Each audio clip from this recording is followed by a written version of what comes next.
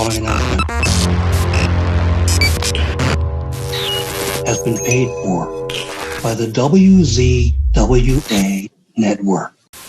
Hello, everyone, and welcome to the WZWA network and our review show here of the NWA's Crockett Cup 2022 Night 1.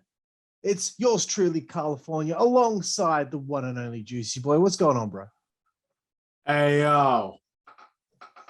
R.I.P. Mr. Scott Hall, but man, what a hell of a night one of the Crockett Cup we just witnessed, Karlifornia. I'm fucking pumped, dude. Yeah, bitch. It was a great show. Pumped to get into it, but I watched something that you didn't watch, bro. That was a pre-show. I wrote some notes. Just going to go through them quickly. It started off with Captain Yuma taking on Magic Jake Dumas. Magic Jake got the win with the abracadabra. I'm not quite sold on him yet. I'm not sure about the magician character, but it was a pretty simple affair. I'm sure a magician character might work in a company like WWE, but I'm not sure if it works in the NWA. Moving forward, there was a 4-team matchup where the winning team would go into the Crockett Cup. Violence is Forever, the Bad News Boys, the Rip City Shooters, and the Heat Seekers. The first time I've seen all 4 teams. I thought to myself, it would have been good if AEW maybe threw in a few teams in this tournament that don't get much, like Bear Country or some shit. These Tate twins, the Bad News Boys, definitely have potential.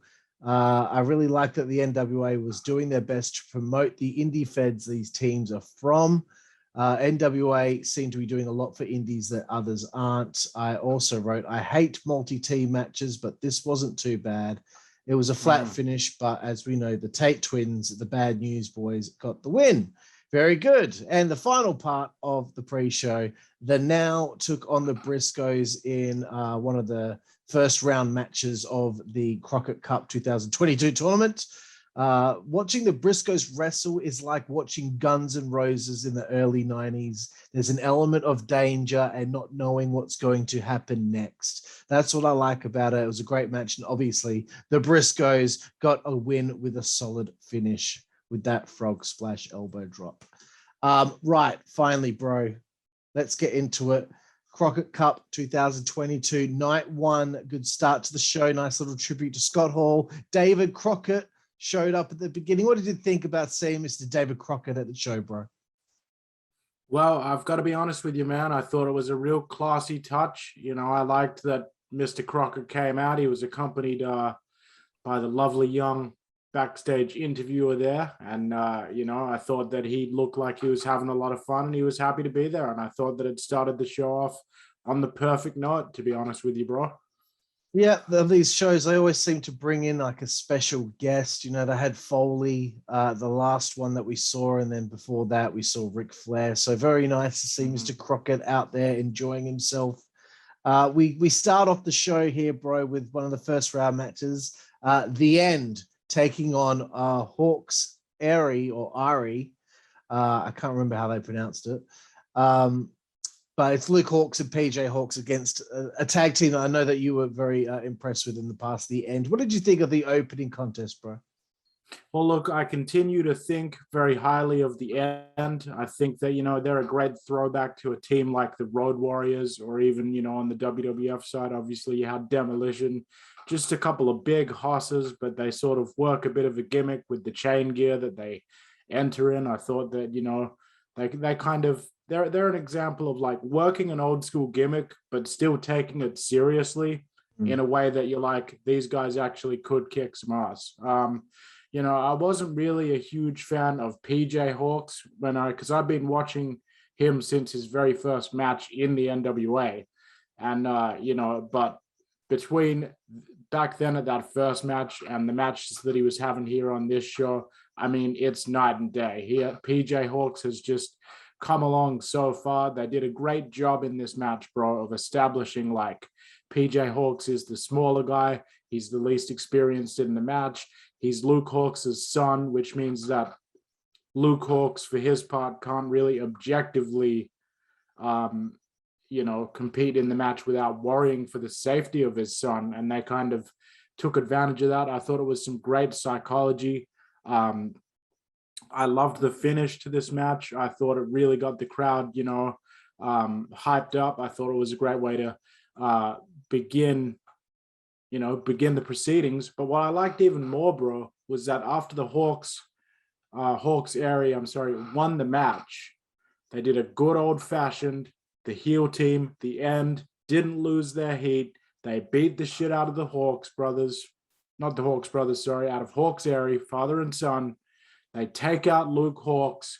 Now PJ's continuing appearances in the Crockett Cup are in question, bro. Immediately from the opening match, we set the tone of, it's a tag tournament, but we don't know exactly what the fuck's going to happen. I thought that was really well done. I'd go ahead and rate this opening contest of the Crockett Cup Night 1 2022 C+, bro. Very nice. Yep. They obviously there's some storyline issues with the end. I thought to myself, father and son, that Luke and PJ, as you mistakenly said, they do look like they could be brothers. Luke is drinking from the fountain of youth. The end are legit. This is a great team. Really popped for Luke Hawx hitting that razor's edge on the big guy, that big bastard. It was a fantastic razor's edge little tribute there for Scott Hall. I saw a little post that Luke put on his Twitter in the last week, telling some stories about Scott Hall and how he kind of took him under his wing a little bit. This was the first time I'd seen his son performing as well, so I was quite impressed. They got the win. I thought it was a massive surprise because I really thought the end had been established for some time, so I thought they were definitely going through. But what do you know? They're immediately keeping us on our toes. Anybody can have their day in the sun. Anybody can get a victory depending on whatever the situation is. And I think that there's nothing wrong with that. I think that's what makes it interesting, not like an AEW Eliminator tournament where you know ahead of time who's going to be in the finals when you see the first fucking bracket. Yeah, man. And just to add the final thought onto the end of that, because the comment that I'm about to make, fortunately, could be applied to any of the matches we're about to get into. This was good old-fashioned, old-school fucking wrestling. This felt like they were treating it like a sport. Just like in basketball, you know what? You may think that the Chicago Bulls in 1993 are definitely going to win that basketball game. But what happens if Scottie Pippen, or God forbid, Michael Jordan, rims out when they take a shot at the basket? Then the other team's still in with a chance. This is an example of that being done well in a professional wrestling context. Sorry to cut in there. I just thought it was important to add that. All of these matches that we're about to get into here felt like fights, and they felt like competition. Following this, the very sexy May Valentine interviews Billy Corgan. Very good stuff. Good to have Billy there doing his thing, making the importance of this show and putting that over to the audience. The next matchup, I don't have many notes, but it's the Cardonas of VSK and Mike Knox taking on Da Pope and Mims. Again, a nice situation here where, for me, I thought it was hard to tell who was going to win this one. Impressed with Knox and VSK's healing throughout the matchup. I like the added effect of Joe Gallo giving us updates on Luke Hawx during the match, giving us updates on what's going to be happening later on with PJ. So Luke Hawx actually did suffer an actual concussion. So I hope you're okay, bro. But I like that they were posting updates on the different goings-ons backstage, like the situation with Aaron Stevens and Kratos. Great finish. The heels went over. Another great contest, bro. What did you think of this one? Look, again, I sort of echo your sentiments, bro. I thought this was absolutely a fantastic match. I'm a huge fan of the Pope. I'm a fan of Mims as well. I think that he's definitely got some upside. If him and Pope ever kind of implode as a team, I think that could be a great match between those two. But I also want to point out that BSK and Mike Knox as a team, they are doing the exact type of dynamic that Jungle Boy and Luchasaurus should be doing over in AEW. You turn those two heel, referring to Jungle Boy and Luchasaurus, the template that they should follow was being put on display in a masterclass by Mike Knox as the big heel and BSK as the little heel. I thought that they actually had tremendous chemistry as a team. You had Mike Knox, the old school classic smash mouth big man, and then you had BSK with that slappable face coming in and doing the lighter stuff, doing the aerial stuff. I just thought it was tremendous. I love the combination of the the Mike Knox chaos theory, homage to our good friend Chaos. Hits that reverse flatliner, just the spinning flatliner, followed up with the frog splash by BSK. Tremendous impact. This was a really physical match, especially on the part of the Pope and Mike Knox. They lay their strikes in there, and you can't really see any air between their fists and the opponent's face. And, I really enjoy that Smash Mouth style. I'd give this match here a B-, dude. I thought it was really good. Very good, bro. I didn't want to cut you off there, but it's VSK, not BS. Sorry. I don't know why I was saying BSK. No, there's like, what else? There's the OGK, there's MSK, there's VSK, there's all these names out there right now, which is making shit very confusing. Anyway, moving forward, bro, Kyle Davis doing a great job interviewing one of my favorites, Camille. I think that they needed a little backdrop behind the interview spot, but that's okay. That's just a nitpick. Great promo here. And I also wrote, gosh, she's so impressive in literally every way. Every way. Thank you. I'm going to leave the glasses off after that. I really like myself a bit of Camille. Okay, moving forward, bro. First time getting to see this team in action since they got together. The Dirty Sexy Boys will be taking on Aron Stevenson, who is supposed to be Kratos, but Kratos is not going to be able to fulfill his commitment on this show. So Aron Stevens had a little bit of a surprise. I liked the play on words with the talking about, wedding, something borrowed, something new, and something blue was the blue meanie. I was just pounding with applause sitting at my computer earlier when I saw it was going to be the blue meanie.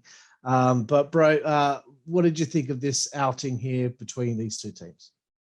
I mean, well, first of all, I want to shout out the promo. Aron Stevens continues to prove why he was one of the worst mistakes on WWE's part in letting go of him. He is absolutely one of probably, top 2 promos in the NWA today. I thought that it had me laughing quite a bit of how many times he said silence. I like the fact that he simultaneously put over the prestige and the importance of the Crockett Cup and the NWA's legacy, while at the same time not losing that heel heat. He cuts a heel promo in such a way that, I'm sure there are a lot of fans out there who admire him and like his charisma, but he doesn't cross that line into being a heel, like a cool heel that people want to cheer. It's definitely still well and truly in the this guy needs to get his fucking ass kicked camp. And I think that every time that he cuts a promo, he sets the anticipation amongst the audience to want to see this smarmy asshole get his ass whooped. I thought that the addition of the blue meanie was fucking fantastic. I thought that Velvet Sky was tremendous with her comments, let's get weird and just very kind of like sort of sexual undertones to what she was saying, particularly in reference to Dirty Dango.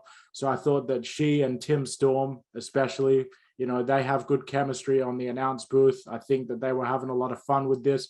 It added to the match, though, that the announcers were having fun. It didn't take it away like it does on WWE or AEW when Excalibur and Tony Schiavone start bullshitting on about some crap, you know, or in WWE where it's just they're completely not even talking about the match. They were still contributing to making the match better, but it was in a way where you could tell everyone was having fun. I thought Blue Meanie made the most of his appearance here. I think that he ticked all the boxes as far as what you want to see when you're going to watch Blue Meanie in a match. I thought it was very smart of them to have Blue Meanie kind of take the loss here, which kind of protects Aron Stevens. You know, you got the sense throughout this whole match that Aron Stevens was so arrogant and up himself that he thought, you know, oh, I'll just bring in Meanie as my replacement for Kratos, you know, because I'm so great that I can basically win this thing as a handicap match. Not so. He could not win this thing as a handicap match. He's dealing with a former Intercontinental Champion, a man who beat Chris Jericho at WrestleMania 29 in Dirty Dango. And, you know, I just thought this was tremendous as well. I'd have to give this a B- as well, dude. Like, I thought this was really well done, but I especially enjoyed the energy of this match. This was sort of more of a fun little match than a lot of the other ones that we saw, but it was fun in a way that still paid respect to the actual sport of wrestling, if that makes any sense. Of course, bro. Of course. You know, I echo your sentiments on Aron Stevens. I just think it's amazing that he is not signed to a major company, not a knock on NWA, but it just makes no sense that somebody that talented and entertaining, you know, he's essentially like a new age Adrian Adonis almost, you know, and he's just great on the microphone. His character works fantastic. I don't understand WWE's decision making with when it came to him. No, it's just stupid. It was first time I'd seen him say silence the way that he does, and I just laughing my ass off over it. Oh, really?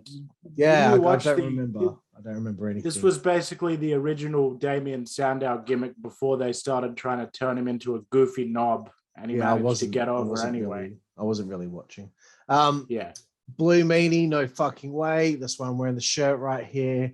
Nice to have him come out doing the BWO thing in tribute once again to Scott Hall. Loved Velvet frothing over Dirty Dango. I just love this tough Nancy boy gimmick from Aron. Even his tag to Meanie was dainty, like he tagged him like that. Yeah, I thought that was tremendous. Like just the tiny details. JTG gets the pin on Meanie, and then afterward, I also popped for Tim Storm doing the Meanie dance, and I wrote, "I wish Tim Storm was my dad." Yeah, and I also want to point out as well, dude, and I'll phrase it in the form of a question. How fucking incredible does JTG look, by the way? You know, I just want to put that out there right now. How fucking incredible does JTG look? Absolutely, bro. Looks like he hasn't aged a day. And he can go still. I think he's even better than he was before. I think so too. Moving forward, bro. Strictly Business. Mr. Latimer and Mr. Adonis taking on Gold Rushhh with Black G's and Tyrus. I didn't write much for this, but I thought it was super cool that Strictly Business came out with both having a toothpick in their mouth. I think that's a cool little tribute. Gold Rush won in an upset, and it was a great finish with a lot of shenanigans. I liked it. Black G's getting involved. Tyrus was involved on a minimal level, thankfully. But yeah, I really liked the shenanigans, and it created this drama that we're looking for in a tournament like this, because there's two heel teams. So who can out heel the other? Well, the heel team that had more people at ringside with them ended up getting the victory there. What did you think, my friend? I echo your sentiments exactly. I thought that, I mean, I want to point out as well, I loved the idea of Chris Adonis locking in that master lock on one half of Gold Rush, and then Tom Latimer blocking everybody else, the entourage for Gold Rush, from getting into the ring, so that by the time the bell actually rung, already Adonis and Latimer, Strictly Business, had the advantage. And then in a way that kind of made Gold Rush, as the physically smaller team, your default baby faces. But they didn't perform this like baby faces either. They just went out there and did their thing. It just happened to be against another team of heels. I thought that this was tremendous. I was, honestly, I have to say, I did not expect Gold Rush to, like, I did not expect the finish that we got. And I thought it was fucking tremendous. I'm giving this one a B+. You know, it seemed like with every match that passed, man, I kept getting more and more into it. It's not only that every single team makes the most out of simple, old school, smash mouth, basic, you know, wrestling, like from the old days. It's the fact that each match itself builds on the previous match. You know, each new part of the show builds on what we've seen in the past. And you know, the pacing, that's the word I'm looking for. The pacing of this event was tremendous, in my opinion. Yes, I dug it too. Look, bro, I'm not a fan of tournaments, really. It depends on the situation. There could be times where it's just like, fuck, it could be a little boring because a lot of matches can have not really much heat behind them. I've been talking ad nauseum for the last year and a half or so that I have not been that interested in tag team wrestling, just because I've just been a little bit burned out on how uninteresting WWE's tag division is and how over the top AEW's tag team division matches are, and how I've been very angry at some of the psychology they've utilized. Been okay with Impact Wrestling, but going into this, like, fuck, for me, I was like, okay, well, let's see how we go. Happily surprised to say that, fuck, man, like, I actually enjoyed every single match on the show, essentially. So NWA did something right here. Between this match, okay, the commentators are talking, and this happened a few times during the show. If you have to move the steel stairs, stop dragging them along the fucking concrete floor. For crying out loud, there was the scraping across the ground while the commentators are trying to make their point. Someone get out there and say, hey, lift the fucking thing up. 2-person lift if you need to. Stop fucking dragging that shit around. It's the only thing I was upset about from the show production wise is like, hey man, like, shut the fuck up for a second when it comes to that. Yeah. Anyway, coming up next, this was kind of a foregone conclusion looking at who's on one team and who's on the other. The Ill Begotten, I can't remember the names of the guys in the team, but, you know, this is this kind of almost misfit group of guys in the NWA taking on the Commonwealth Connection. What a team this is, bro. Doug Williams, the legend himself, Doug Williams and Harry Smith. I only wrote 3 fucking notes, bro, because I was just into this thing. Just seeing Doug and Harry work together. All I wrote was, how is Harry Smith not signed? Captain Yuma getting clocked by Plunkett, eat shit. That was amazing. That was like one of the best things in the show. Harry is in a class of his own. Look at that fucking guy. Look at him. He looks like his fucking father. The dude is jacked to the gills. He looks like his dad, but he has his own thing. It's like his own flavor on what his dad was doing as well. Yeah, he's almost even more technical with some of his work, and I just don't understand it, bro. They signed him, they gave him a dark match, and then they released him. What is it about him that doesn't work? Do you not like his promo skills? I don't know. I see him like Drew McIntyre. Drew left. Drew came back with this fucking great physique. Harry's the same. Beforehand, his physique isn't the way it is now. It's the same fucking thing. How does a major organization not have Harry Smith under contract? What the fuck is going on? It's almost like you can't believe it. There's Aaron Stevens and Harry Smith, 2 guys right there that can fucking draw money, bitch.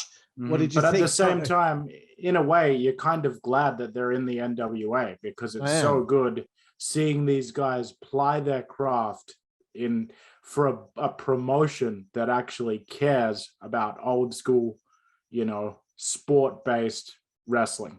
Yeah.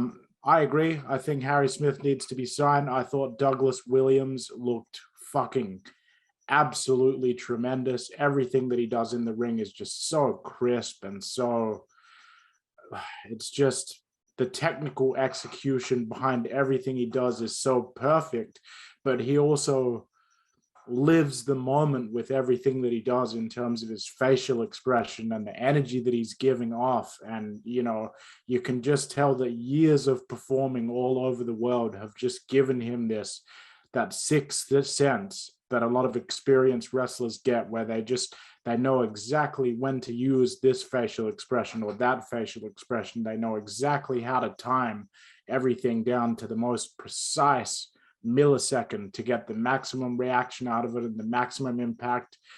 I loved the throwback to British Bulldogs with the power slam diving headbutt finish. I thought that was tremendous. I'm going to go ahead and give this a B- again, Fuck yeah, dude. Fuck yeah. Next up, the Tate twins, the Bad News Boys, who won on the pre-show in that fatal four-way tag team match to get into the tournament. This is great. This team has an extra layer that they had to go through. If they happened to get to the finals, they would have had an extra layer to get through to go through. But you could tell going into this that, well, La Rebelión, their opponents, the NWA World Tag Team Champions, would be going forward. But yeah, that's fine. That's fine, because this was a great showing for these guys. And I thought to myself, I'd sign these guys, or at least just like keep them in the NWA. I like their personality. I like their selling. They did have some trouble with the springboards, but I don't know. Maybe it was just the ropes. Maybe have been a little slippery or something like that. But other than those little hiccups, I thought the Tate twins, the Bad News Boys, were quite good here. Also, La Rebelión. Fuck the Lucha Brothers, dude. Fuck them. Yeah, exactly, man. I'm These sorry. are the guys. I'm sorry. Like these guys are luchadors, bro. Yeah. But I don't get pissed off at anything that they do. And I'm not just saying this because I'm anti AEW or anything. I get annoyed at the Lucha Brothers. Everyone can blow their fucking white boy glue all that they want over the Lucha Brothers and their antics and their high flying. Yes, it's very impressive. I do appreciate luchador work, but La Rebelión, they are without a doubt, they blow them out of the fucking water, bro. I'm sorry. Yeah. I have to make that comparison. I'm sorry. Because you know what we have with La Rebelión, bro? We have luchador wrestling in the vein of Rey Mysterio, Eddie Guerrero, Chavo Guerrero Jr., Hector Guerrero. We have luchador wrestling in the vein of, Mil Mascaras. We have it in the vein of El Santo. We have guys that do these beautiful dives and rolls and these tremendous arm drags and different things like that, the luchador style. But once again, they frame it in the context of like, this is a professional combat sport, and this is the way that we've been taught through years and years of practice and tradition being handed down from generation to generation in the Mexican wrestling culture. This is the way that we've refined the high-flying style to be most effective in this combat situation.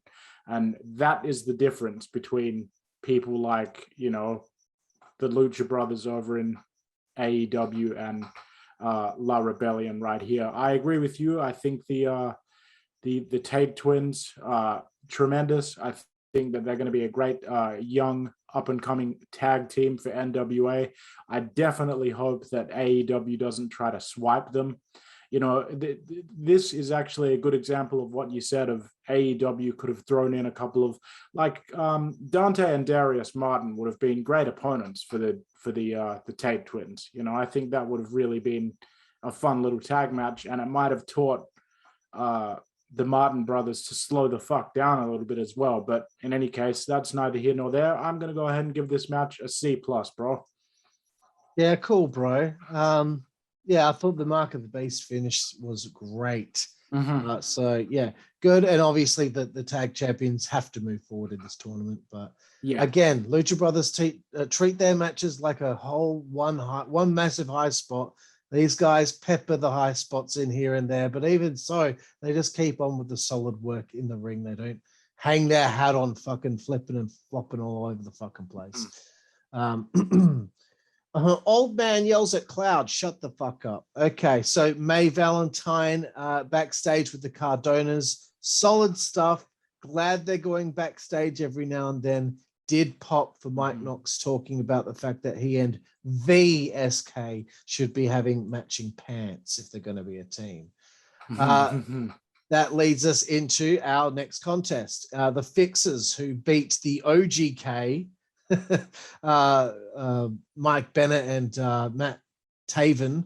I guess that was on Power a few weeks ago or something like that. Perhaps they couldn't be on the show. They might have had a mix up in the dates. But anyway, Fixers against the Cardonas. Bro, throwing it to you out right here, right now. What did you think of this match?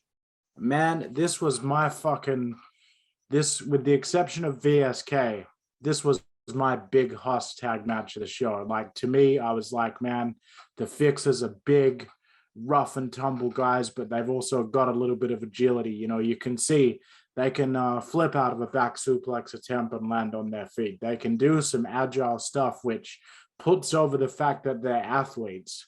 But unlike somebody like Luchasaurus, who constantly undermines his own size by trying to do cruiserweight stuff, these guys were big, rough, powerhouse brawlers that you can tell have had expert training and are expertly conditioned as athletes due to the agile stuff that you see them break out occasionally. Once again, I thought that Mike Knox and VSK shined as a team. You know, they ended up finishing off the match with the same combination of the Mike Knox maneuver followed by the frog splash, if I'm not, unless that might have been a kick out actually, but either way, they called back that spot again in this next match, and I thought that was tremendous as well. That combination move there is already getting over with me. So that shows how effective a little bit of that repetition can be. You know, I'm going to have to give this a B+. Like, once again, we're really heavy into that B territory, and that is a good thing. Like, I just thought this was tremendous. I find myself wondering where the fuck Mike Knox has been for like the last decade or so in wrestling. I mean, you know, he isn't doing a ton. He isn't trying to go out there and do what PCO does as a bigger guy, but he's going out there and he reminds me of, like, say, the Acolytes, you know, Bradshaw and Ron Simmons in the way that he's, or, you know, Albert, you know, or Test in the way that he's kind of conducting himself in the ring. I just thought that this was tremendous, bro. Yeah, fuck yeah, bro. They got a lot of big hosses on the show, man. It goes to show that they are out there. There are big guys out there that are talented and capable. Very impressed with Legursky from the Fixers. Very impressive. That big bastard. He's a big bastard. We vouch for him. The Cardonas won without Knox even getting tagged in. Surprising win, to be honest, despite them probably being the favorites. I just, for some reason, felt like the Fixers were going forward, but this is good stuff for the team. Obviously, it's a new kind of stable that's been formed with Matt Cardona and Chelsea Green with these two. But yes, it is a nice thing that you've just said about Mike Knox. It's nice that the NWA exists and they don't give a shit what stage you are of your career. They're letting you go out there and have a fucking go and do something else, create some more memories, create some more moments. And Mike Knox might not be even in wrestling right now if it weren't for the NWA. You know, Trevor Murdoch probably wanted to retire, but this thing came along and now he's enjoying himself again. You know, it's situations like this that I really dig when it comes to the NWA, where these guys who weren't used properly in WWE. It's been a few years, but they're able to show what they can do right now. And have you noticed that a lot of these people, bro, that we're talking about here, whether it be Trevor Murdoch, whether it be the Pope, the former Elijah Burke, whether it be Mike Knox, you know, these are all guys that debuted for WWE during the time when, you know, they had the WWE ECW brand around, and a lot of people were just debuting there and then languishing away for the rest of their careers, slowly eroding until they got released during one of the post-WrestleMania cutting sprees. And, you know, some of them have had runs in TNA in the interim. Some of them have had, you know, some time spent here and there on the indies. But for the most part, in the last decade especially, a lot of these people have been MIA. And to see them come back here, obviously, Billy Corgan, William Patrick Corgan as a promoter, you know, he knows talent when he sees it. You can tell that whoever they've got helping him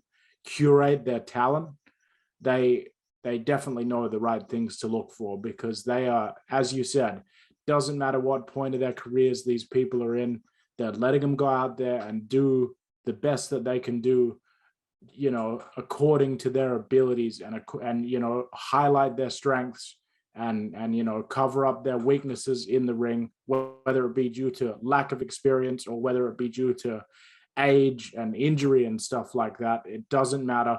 Somehow it all just seems to fit together and flow perfectly due to the way that it's booked and paced throughout the show.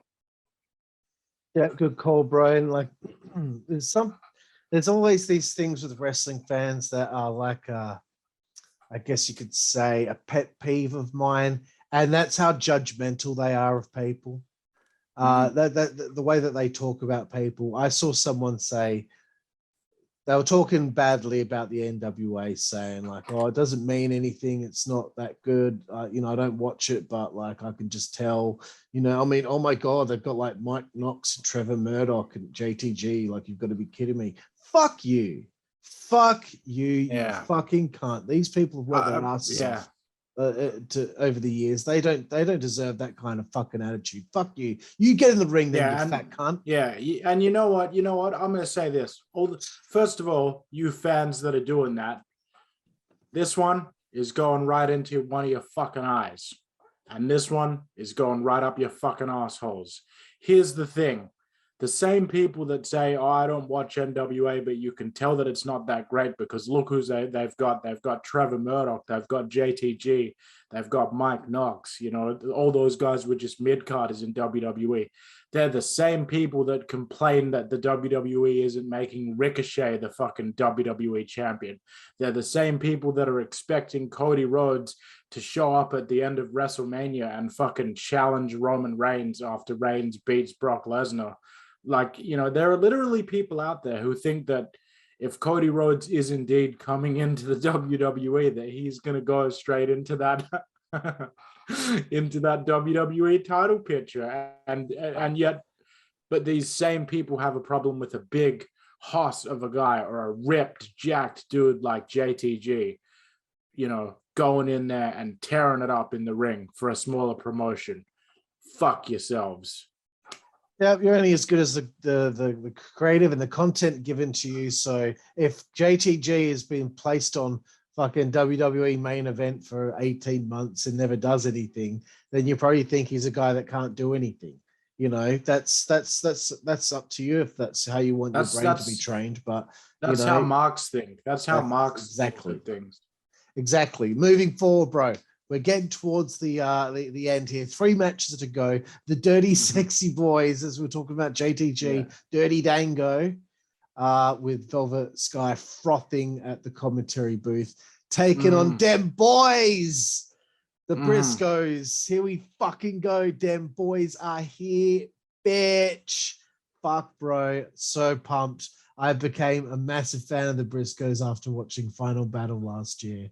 I feel like I've always followed them and always supported them, but I think this is like the 4th or 5th match I've seen of theirs. Yeah. I don't have many notes though.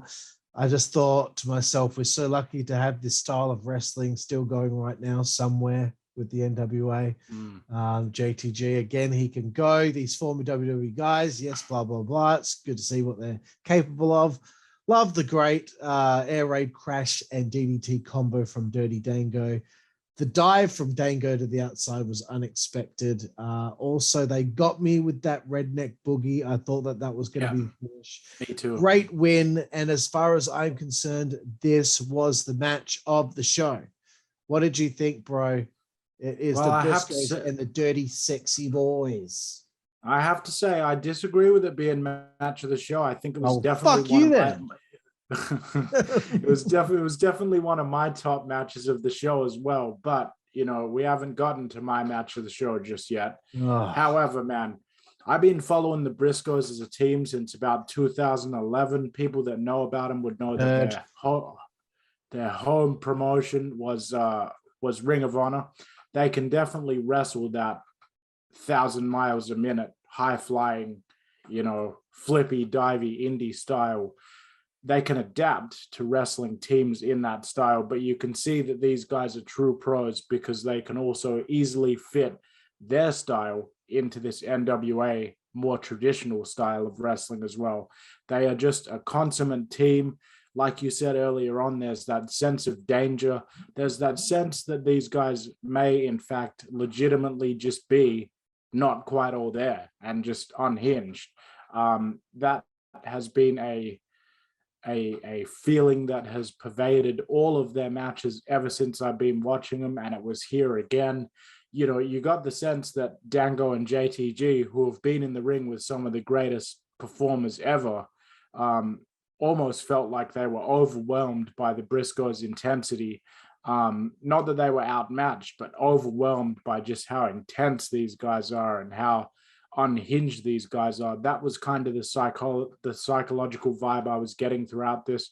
Once again, fabulous match. I thought that the froggy elbow at the end looked fucking brutal. I'm giving this one an A-. I thought that this was a tremendous match and made both teams look fantastic. Yep, and it was match of the show. Moving forward. No, it wasn't though. It was actually. May Valentine. Yeah, no, it was. Interviewing G's, Black G's and Taurus backstage. I just wrote, yeah. I don't know. I'm still a little bit anti-Tyrus at the moment after seeing some of his most recent in-ring work and how slow he's been. His mic work's not that bad, but don't know. I'm just not into him at the moment. But anyway, moving forward, bro, I'll let you take the floor for this one. PJ Hawx now in a handicap situation, taking on the NWA World Tag Team Champions, La Rebelión. What did you think, bro? I thought this was fucking tremendous. I thought this was a perfect example of a more experienced team taking this young kid to school, teaching him some things along the way. Dominic Mysterio in WWE. What they did with PJ Hawx here in this match is the template for how you want to use Dom Mysterio in the WWE. As this young up-and-coming kid that's still cutting his teeth in the business as a performer, they encapsulated that perfectly. You know, obviously they're the NWA Tag Team Champs, La Rebellion. They've been wrestling for years. They've got all this experience. Luke Hawx is wrestling in there alone without his father. He's got to worry about his father being injured backstage. How much of his mind is actually present in the match? Come to find out, he's been raised by his dad, Luke Hawx, to be very much present in the match. You would see that fire and that intensity from PJ Hawx in everything that he did. Like, he just didn't want to give up because he wanted to win this thing for himself and for his father, and that shone through.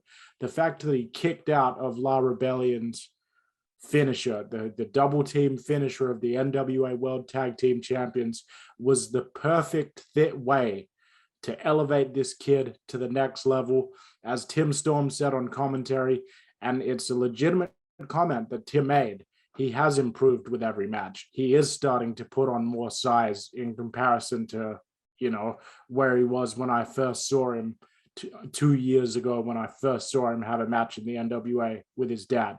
You know, he is starting to come into his own as a performer. And I thought everything that he did was extremely crisp. Props to La Rebellion for really taking care of him and, you know, putting this kid over in a massive way. But at the same time, I felt like La Rebellion didn't devalue themselves as tag champs at all. You know, they pretty much dominated a lot of the match, but then there were these flurries of, you know, offense and hope spots by PJ. I thought that the second La Rebellion double team, like the diving backstabber, I thought that looked absolutely fucking brutal. You know, PJ basically getting jackknifed over the kneecaps of Bestia 666, fucking tremendous. And I'm gonna go ahead and give this another B+. It's B pluses all around for this event, motherfucker. Sick, bro. Yeah, I thought it'll be interesting how they were going to pivot here. Of course, props to David Crockett on commentary. It was nice having him there. They really could make PJ here in the loss. That's what I thought early on. I did laugh at David Crockett, you know, telling PJ what to do from behind the commentary desk, and he actually ended up doing it despite the fact PJ can't actually hear him. And I like that the commentators all laughed about that. When PJ kicked out of the finisher, and it was the first time anyone had kicked out of it, perfect time for someone to kick out of it because he's so desperate to fight for his father, and how, you know, his father's been taken out. He's desperate to get that victory and move forward. But one tiny note, I really wish there were just at least a couple of false finishes where PJ might have looked like he was going to win, just like when Taka Michinoku faced Triple H for the WWF title, and, you know, for a second thought, holy shit, Taka might win the fucking title, which is never going to happen. I was kind of hoping for that, but that's okay. Maybe it wasn't entirely necessary, but I thought it was very respectful of La Rebellion to let that happen, because it made sense. They didn't hit it clean the second time, but, you know, it doesn't matter. The match was over. It was a great match, and a moment of maturing for PJ Hawx's character, I'm sure. Time for the main event of the evening, the final matchup of, I guess, our quarterfinals of the 2022 Crockett Cup. It is the Commonwealth connection of Harry Smith and Doug Williams taking on Gold Rushhh. These are my notes. They got to keep Harry around and get him into like that national title or world title scene.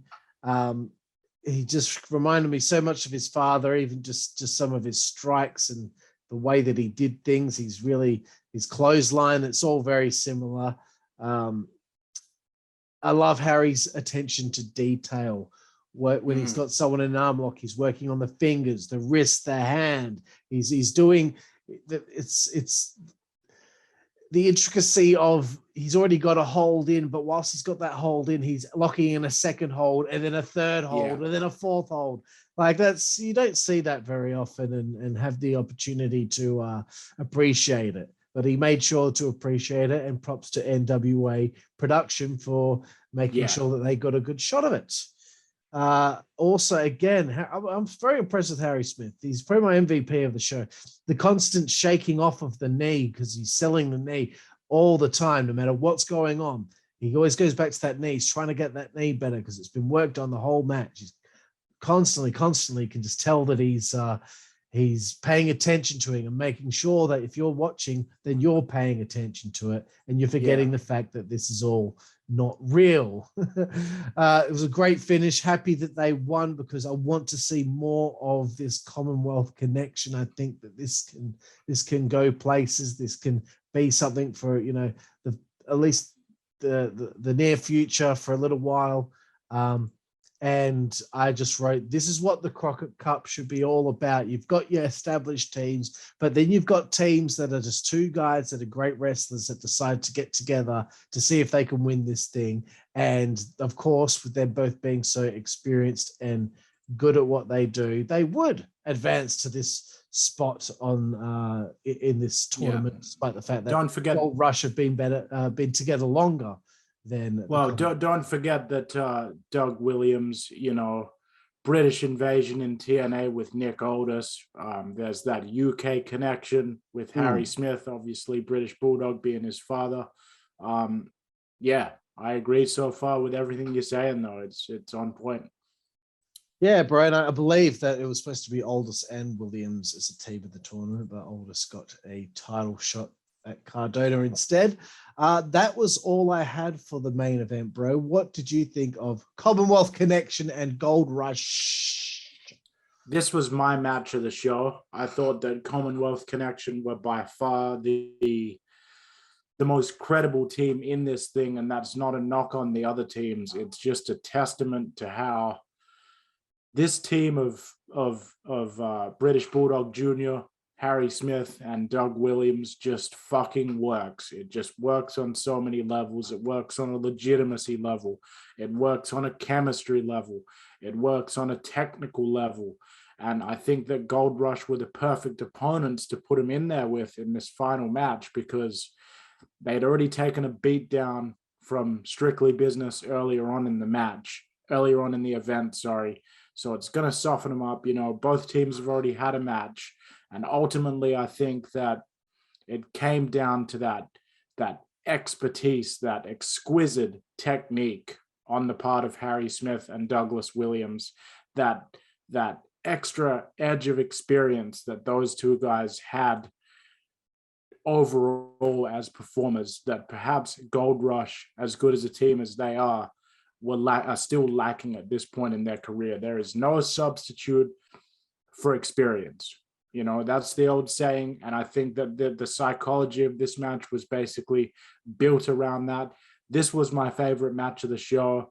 I thought everything was executed to absolute perfection.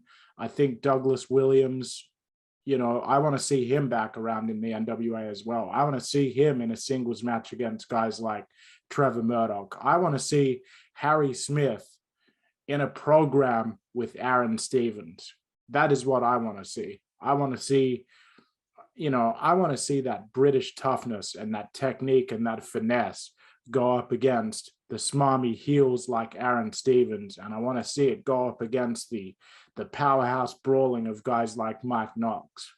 And I want to see the straight-laced, no-nonsense approach of Douglas Williams going up against the weird, unique charisma of the Pope.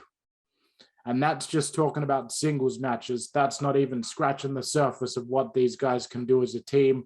These are my guys that I'm hoping win this thing. They are my current predictions to win this thing tomorrow on night 2. This match gets an A+ from me. It was my personal pick for match of the show. There was literally nothing bad about this show. I basically loved everything on it. And I also want to point out at the end, our best friend and the unofficial, the unnamed 5th member of the WZWA network, Tim Storm, his chemistry with Velvet Sky. Joe Gallo just really stepped it up as kind of the lead announcer on this 3-person booth. I thought he was tremendous. He really, how do I want to put this? He really let that charisma and that fire and that energy come out more than I've seen from him in the past. I thought that Tim Storm added Tim Storm in a way reminded me a bit more of a straight-laced version of Taz, you know, the ex-wrestler that's got that, you know, analysis that he's bringing to it. He's speaking from experience. And I thought Velvet Sky, by actually injecting a bit more of the Velvet Sky character into what she was doing as an announcer, I think that she's now finally found her mojo as well. So I wanted to point that out. As you said as well, David Crockett on the announce booth was, you know, it's not something that you want to do all the time, but, you know, I think that you could have David Crockett out there for that main event, for that, you know, that NWA world title match at, you know, in the main event of night 2.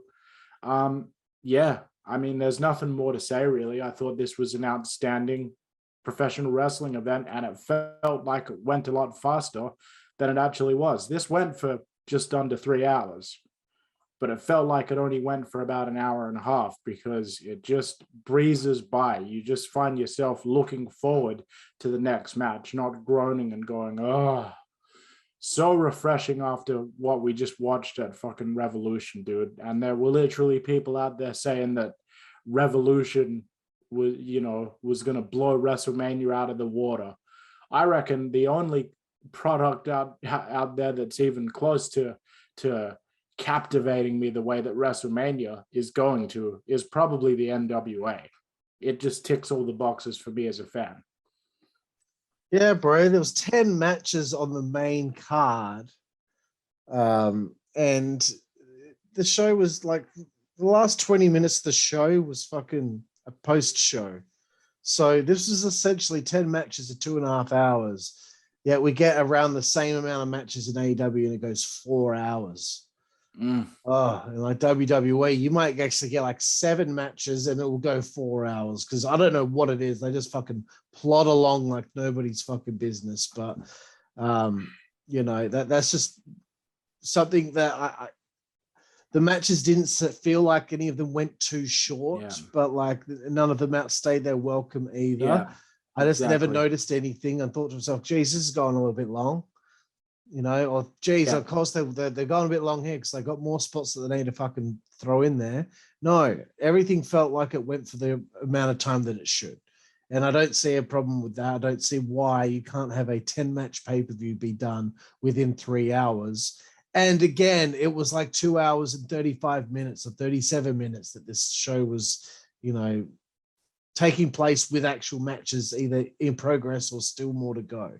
So anyway, the post show, there wasn't really much to it. Kyle Davis interviewed La Rebelión, great promo, and then the rest of it was just Billy Corgan and Joe Gallo at the commentary desk talking about what they had seen and what's to come tomorrow for night 2 of the 2022 Crockett Cup tournament.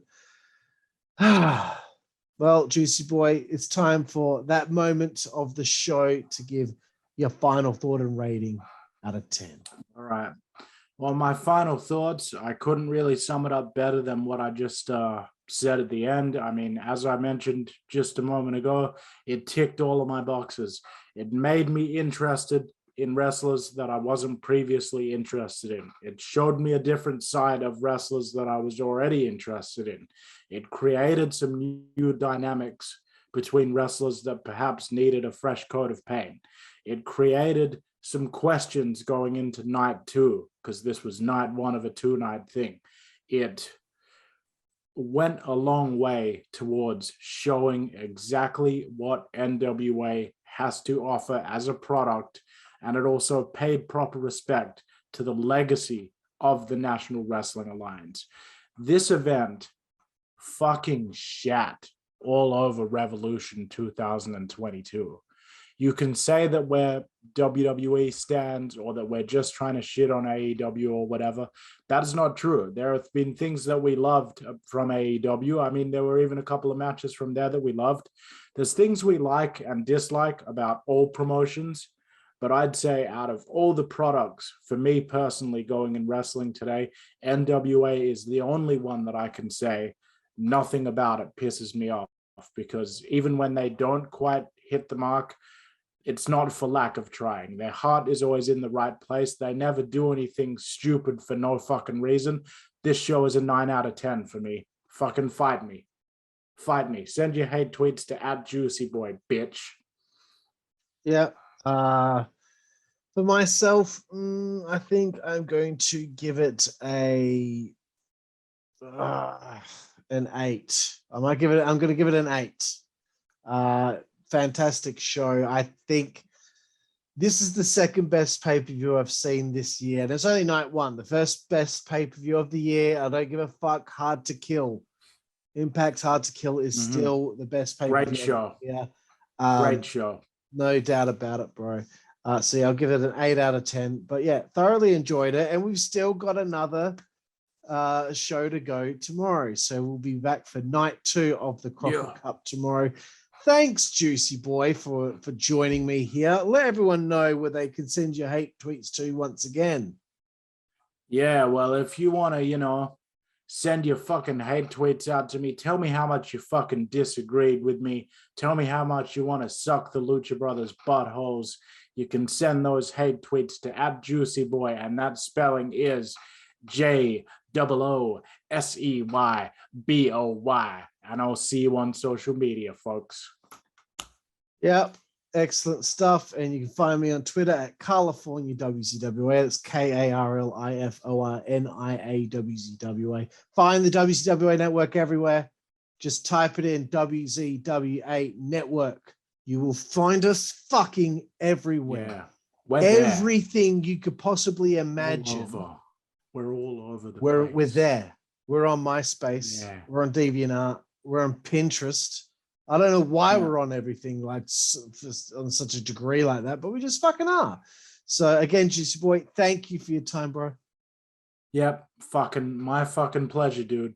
And thank you all out there for watching the NWA Crockett Cup Night 1 review here on the WZWA network. I'm one of your hosts, Karlifornia. This is Juicy Boy, and we will see you tomorrow, which is just slightly down the fucking road.